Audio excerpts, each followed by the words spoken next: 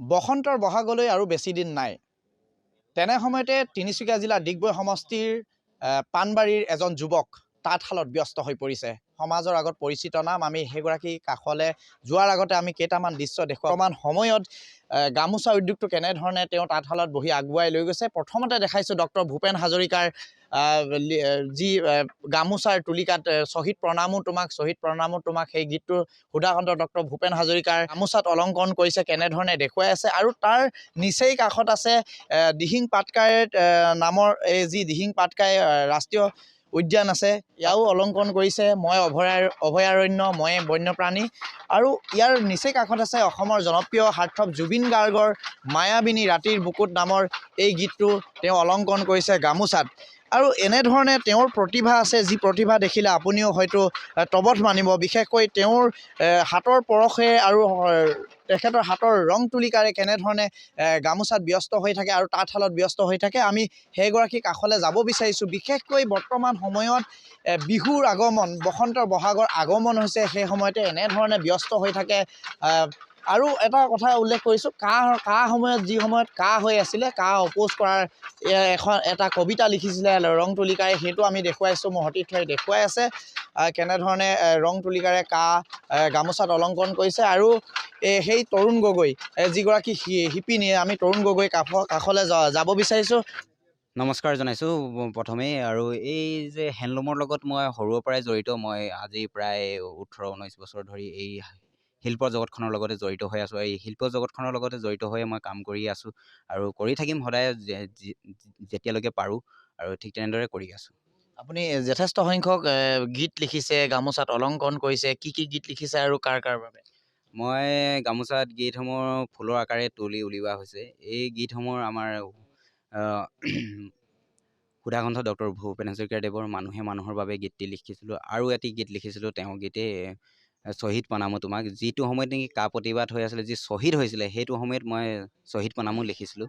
আৰু পৰ্যায়ক্ৰমে মই আমাৰ সকলোৱে হিয়াৰ আমঠুৰ জুবিনদাৰ গীতো লিখিছিলোঁ। সেই জুবিনদাৰ গীত আমি মায়া মাথো মায়া লিখিছিলোঁ, আৰু মায়াবিনী ৰাতিৰ বুকুত লিখিছিলোঁ। মায়াটো যিটো লিখিছিলোঁ, সেই মায়াটো তেওঁক মই দিলোঁ গামোচাখন, আৰু সেই গামোচাখন দিয়া হ'ল। অখিল গগৈ যেতিয়া নেকি কাৰাগাৰত আছিল, তেওঁৰ বাবেও কবিতা এটা লিখি উলিয়াইছিলোঁ তেওঁ মুক্তি দাবীত, আৰু সেই কবিতাটো তেওঁক দিয়া হ'ল। আৰু আমাৰ অসমৰ জনপ্ৰিয় ইউটিউবাৰ ডিম্পু বৰুৱা, তেওঁৰ কবিতা এটা লিখিছিলোঁ মই নিজে লিখি উলিয়াইছিলোঁ। আৰু তেওঁৰ প্ৰতিছবিও বনাইছিলোঁ, ফুলৰ আকাৰে তুলি উলিওৱা হৈছিলে গামোচাত। আৰু সেই দুয়োখন গামোচা তেওঁক দিয়া হ'ল, তেওঁ আহি মেলি নিছিলেহি গামোচাকেইখন। আৰু ঠিক তেনেদৰে বিভিন্ন সময়ত এই কামবিলাক কৰি থকা হৈছে। আৰু যিসকল ইউটিউবাৰ আছিল তেওঁলোকৰো কাম কৰা হৈছিলে। ভাস্কৰ দত্ত, যিটো পূৰ্বাঞ্চল, তেওঁৰ বাবেও এটি কবিতা লিখি থোৱা আছে। তেওঁ অহা নাই, আৰু তেওঁৰ লগত কথা বতৰা হৈ আছে বাৰু। তেওঁক সেই কবিতাটো দিয়া হ'ব অতি শীঘ্ৰে। আৰু আপোনাৰ যি নেকি মনোজ ভাই হওক বা অসমৰ ডেকাই হওক, ঠিক তেনেদৰে সেই ইউটিউবাৰসকলকো দিয়া হৈছিলে। আপুনি চৰকাৰক কি আহ্বান, আপুনি চৰকাৰৰ পৰা কিবা পাইছে নেকি?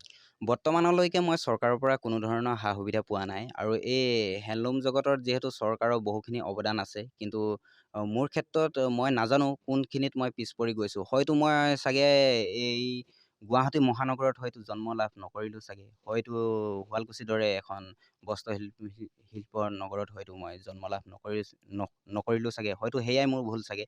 আৰু মই যিহেতু এই ডিগবৈ পাণবাৰী এখন ভিতৰুৱা অঞ্চলত বৰ্তমান বাস কৰি আছোঁ, আৰু ইয়াৰ পৰা হয়তো মোৰ বহুখিনি কষ্ট হৈছে আগুৱাই যোৱাত। কিন্তু যদি সহায় সহযোগিতা যদি এতিয়াও আগবঢ়ায়, তেতিয়া হয়তো আগুৱাই যাব পাৰিম। হয়তো এই যি হেণ্ডলুমৰ এই পৃথিৱীখনত হয়তো আৰু দুখোজ আগুৱাই গৈ কিনি হয়তো 10জনক কিছু পৰিমাণে হ'লেও সহায় কৰিব পাৰোঁ কিজানি। সেয়াই মোৰ আশা। আৰু এই তাঁতশালৰ পৰা এটাই কথা দুখ অনুভৱ কৰিছে, হয়তো অসমৰ বস্ত্ৰনগৰী শুৱালকুছিত অথবা গুৱাহাটীত তেওঁ বাস কৰা হ'লে হয়তো আৰু দুখোজ আগুৱাই যাব পাৰিলে হ'লে। কিন্তু এনেধৰণে যি ইমান তাঁতৰ শালত অশেষ ত্যাগ কষ্ট কৰিও তেওঁ সেই দুখোজ আগুৱাই যাব পৰা নাই। আৰু অসম চৰকাৰকো অনুৰোধ জনাইছোঁ, এনেধৰণে যি ৰং তুলিকাৰে গামোচাত শিল্প তুলিকাৰে নিজৰ হাতৰ পৰশে গামোচাত ফুল অলংকৰণ কৰি আগুৱাই গৈছে। আৰু অসম চৰকাৰক অনুৰোধ জনাইছোঁ, তেওঁক সহায় সহযোগিতা আগবঢ়ালে হয়তো আৰু দুখোজ আগুৱাই যাব।